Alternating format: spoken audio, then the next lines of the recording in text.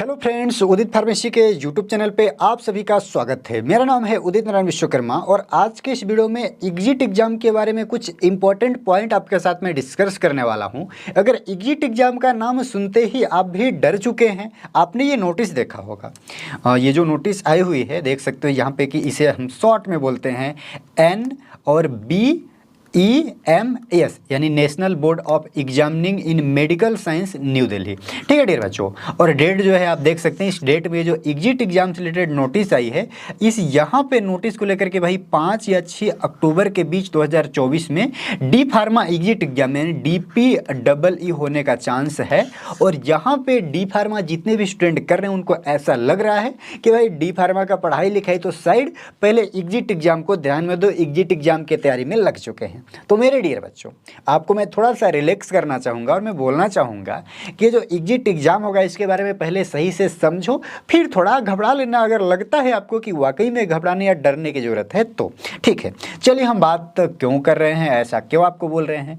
Complete चीज़ें जो है कि ये मैं आपके साथ शेयर करने वाला हूँ कि एग्जिट एग्जाम किसको देना होगा, एग्जिट एग्जाम में कौन से सब्जेक्ट होंगे, कैसे क्वेश्चन आएंगे, या एग्जिट एग्जाम कितने पेपर में होगा, एग्जिट एग्जाम में नेगेटिव मार्किंग होगा कि नहीं, किस भाषा में होगा, कितने घंटे का होगा, या वाटेवर जो भी डिटेल है। चलिए ठीक है, अब यहाँ पे सबसे पहले हम बात करते हैं सब्जेक्ट की, क्योंकि ये बहुत इंपॉर्टेंट है जानना। ठीक है, यहाँ पे आप तो ये देख चुके कि भाई 5 या 6 अक्टूबर को 2024 में आपका एग्जाम हो सकता है, जो कि एग्जिट एग्जाम है। किसको देना होगा, क्या नहीं है, क्या है, अगर आप एक कंप्लीट जानना चाहते हो तो देखो मैंने एक वीडियो बनाया था बहुत पहले।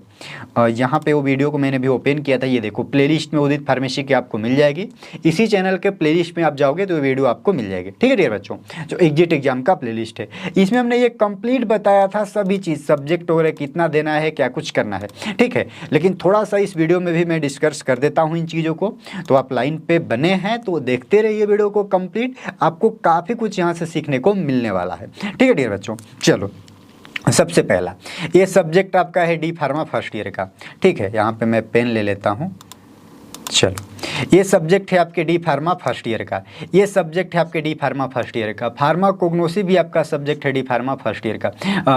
ठीक है, अब यहाँ पे आ गया है सेकेंड ईयर का, ये भी अब आ गया सेकेंड ईयर का सब्जेक्ट, तो ये है सेकेंड ईयर का, और ये कंप्लीट आपके सब्जेक्ट हैं सेकेंड ईयर का। तो सेकेंड ईयर का यहाँ पे कितने सब्जेक्ट हैं टोटल, देखो आप 1 2 3 4 और ये 5। और एग्जिट एग्जाम देना किसको है, जिनका एडमिशन 2022, ठीक है डियर बच्चों, और 23 बैच में हुआ था, यानी 2022-23 में आपने एडमिशन लिया था, यानी आपका जो है डी फार्मा कंप्लीट कब होगा, तो अभी जस्ट आपका एग्जाम होने वाला है जुलाई वगैरह के समथिंग में, यानी 2023 और 24 के बीच जिसका डी फार्मा कंप्लीट होगा, उन्हीं पहले बच्चे ऐसे होंगे जिनको एग्जिट एग्जाम देना होगा। तो जितने भी बच्चे अभी सोच रहे हैं कि भाई एग्जिट एग्जाम का तैयारी करें, सर आप तैयारी करवाइए, तो मेरे डियर बच्चों पहले आप इन सब्जेक्ट की तैयारी करो, जैसे pharmacology, biochemistry, pharmacy law and ethics जो कि पहले फार्मास्यूटिकल ज्यूरिस्प्रूडेंस के नाम से हुआ करता था, बायोकेमिस्ट्री एंड क्लिनिकल पैथोलॉजी, और कम्युनिटी फार्मेसी एंड मैनेजमेंट, क्योंकि ये सब्जेक्ट आपके डी फार्मा सेकेंड ईयर के सब्जेक्ट हैं। ठीक है, और डी फार्मा सेकेंड ईयर के ये आपके जो है 5 सब्जेक्ट एग्जिट एग्जाम में आने वाले हैं। ठीक है, और यही सेम क्वेश्चन जो कि आपके डी फार्मा एग्जाम में आएंगे, इसी टाइप का कुछ ना कुछ आएगा, लेकिन वहाँ पे MCQ रहेगा, ये चीज़ आपको समझना पड़ेगा। और बात रही फार्मास्यूटिक्स या फार्मास्यूटिकल केमिस्ट्री या फार्माकोग्नोसी की, तो भाई फर्स्ट ईयर के सब्जेक्ट हैं, थोड़ा सा रिवीजन कर सकते हो, लेकिन मेरा मानना है कि जब डी फार्मा ही आप पास नहीं कर पाओगे तो एग्जिट एग्जाम तक आप कैसे पहुँचोगे। ठीक है, तो पहला काम आपका ये होना चाहिए, एग्जिट एग्जाम को साइड में रखो, अभी जब होगा देखा जाएगा। अभी जो सबसे पहला एग्जाम है पहले उसे आप अच्छे से क्लियर करो, और उसे अच्छे से क्लियर करोगे इसका मतलब बिल्कुल भी ये नहीं है, मेरा मानना क्या, आप भी ऐसे सोच करके देखो थोड़ा सा कि एग्जिट एग्जाम को आप साइड में करो। कहाँ से करो मेरे भाई, क्योंकि सब्जेक्ट तो आपके सब यही होने वाले हैं ना। ठीक है डियर बच्चों, चलो अब बात करते हैं आपको इन सभी क्वेश्चन के बारे में। ठीक है, तो एग्जिट एग्जाम किसको देना होगा, देखो भाई आप डी फार्मा 2022 और 23 बैच में एडमिशन लिए हो। ठीक है, 2022 और 23 में आपका एडमिशन हुआ है, यानी ये आपका पहला एडमिशन का ईयर है, और आप क्लियर करोगे 2023। ठीक है, और 24। ये देखो मेरा हैंड राइटिंग बहुत गंदी है बट आप समझ रहे हो, ठीक है। चलो अब बात करते हैं कि एग्जिट एग्जाम में कौन कौन से सब्जेक्ट से क्वेश्चन आएंगे, तो हमने यहाँ पे आपको दिखा दिया, ठीक है। अब यहाँ पे कुछ और भी आपके क्वेश्चन हो सकते हैं। कितने पेपर होगा, तो भाई अभी तक जो जानकारी है कि 3 पेपर होगा। ये चीज़ें सारा उस वीडियो में हम दिखाए हैं, जो वीडियो आपको बताए हैं, ठीक है। निगेटिव मार्किंग होगा कि नहीं, तो भाई नहीं, नो, किसी प्रकार का निगेटिव मार्किंग नहीं होगा। किस भाषा में होगा, तो भाई हिंदी में नहीं होगा। जितने लोग हिंदी के चक्कर में होंगे तो आप भूल जाओ, ये कंप्लीट जो है पेपर आपका इंग्लिश में होने वाला है, ठीक है। तो इंग्लिश में पेपर होगा आपका। कितने घंटे का होगा, हर पेपर आपका 3 घंटे का होने वाला है, और तीनों पेपर 3-3 घंटे का होगा, और एक ही अटेम्प्ट में क्लियर करना होगा, और साल में जो है ये 2 बार होने वाला है पेपर। एग्जिट एग्जाम में कितने क्वेश्चन आएंगे, तो भाई 100 क्वेश्चन आएंगे हर पेपर में आपके, यानी 100 फर्स्ट, 100 सेकेंड और 100 जो है थर्ड, 3 पेपर होने वाले हैं। पासिंग के लिए कितना नंबर चाहिए, तो एक ही साथ, मतलब जब भी साल में आपका 2 बार एग्जाम होगा तो एक बार आपको 3 पेपर देना पड़ेगा, तो तीनों पेपर में एक ही साथ 50-50% लाना होगा, यानी पासिंग मार्क जो है 50% है, ठीक है। यानी जो भी है 50% आपको लाना ही होगा नंबर, तभी आप हो सकते हो पास। कितनी बार दे सकते हो, इसकी संख्या लिमिटेड है। जब तक आप एक ही अटेम्प्ट में तीनों क्लियर न कर लो 50-50%, आपका रजिस्ट्रेशन नहीं होगा, तब तक आप फॉर्म भरते जाओ और पेपर देते जाओ। एग्जाम का मोड क्या रहेगा, तो एक कंप्लीट जो है ऑनलाइन रहने वाला है, ठीक है।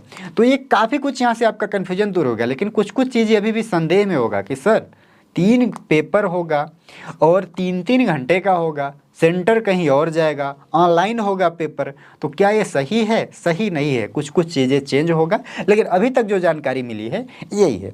बाकी एग्जिट एग्जाम को लेकर के डरो बिल्कुल भी नहीं। हमने आपको बताया कि भाई सब्जेक्ट यही सब आपके हैं जो कि आपके डी फार्मा के हैं, तो पहले आप डी फार्मा अच्छे से पढ़ो। डी फार्मा जब एग्जाम दे लेना तो एग्जिट एग्जाम के बारे में सोचना थोड़ा सा, और बाकी हम लोग हैं यार, उतना ध्यान रखेंगे आपका, अगर आप डी फार्मा फर्स्ट ईयर या सेकेंड ईयर में हो तो, ठीक है। और बाकी प्रिपरेशन में कोई कमी रह रही है तो उदित फार्मेसी का ऐप है, uditpharmacy.com वेबसाइट है, जा सकते हो। जो है हेल्पलाइन नंबर यहाँ पे स्क्रीन पे आपके शो हो रहा है, यहाँ पे कॉल करो।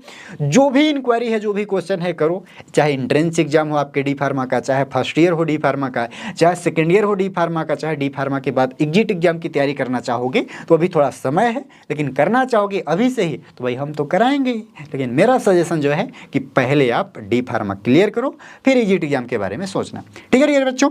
उम्मीद है यह वीडियो आपको समझ में आई होगी और आपके माइंड में जो प्रेशर है, जो टेंशन है, उसको थोड़ा सा कम किया होगा कि भाई अभी एग्जिट एग्जाम के बारे में आपको नहीं सोचना है। दूसरा चीज़ है कि ये जो डेट है ये आपका यहाँ पे एक टेंटेटिव डेट है, ये फिक्स डेट नहीं है। जरूरी नहीं है कि अक्टूबर में होगा, हो सकता है नवंबर में हो और हो सकता है दिसंबर हो। मेरा ज़्यादातर चांस है कि अक्टूबर से बढ़ करके आगे जा करके दिसंबर वगैरह में हो सकता है, ठीक है बच्चों। तो ये थी एक वीडियो, उम्मीद है कि आपको समझ में आया होगा कुछ चीज़ें, और आप मेरी बातों को थोड़ा सा कहीं ना कहीं ध्यान से समझने का प्रयास करोगे कि एग्जिट एग्जाम का ज़्यादा टेंशन लगे, अपने एग्जाम का टेंशन थोड़ा सा लो, क्योंकि आपका जो डी फार्मा का एग्जाम है वही सारे सब्जेक्ट एग्जिट एग्जाम में आएंगे, बस एमसीक्यू क्वेश्चन वहाँ आएगा और यहाँ जो है आपका थ्योरेटिकल क्वेश्चन आएगा। और कंप्लीट आप क्लियर करते हो कॉन्सेप्ट को, तो चाहे थ्योरी हो या एमसीक्यू हो, उस सिलेबस से रिलेटेड कुछ भी क्वेश्चन बनेंगे, आप उसका आंसर देने में सक्षम होगे, ठीक है डियर बच्चों। मिलते हैं किसी नेक्स्ट वीडियो में।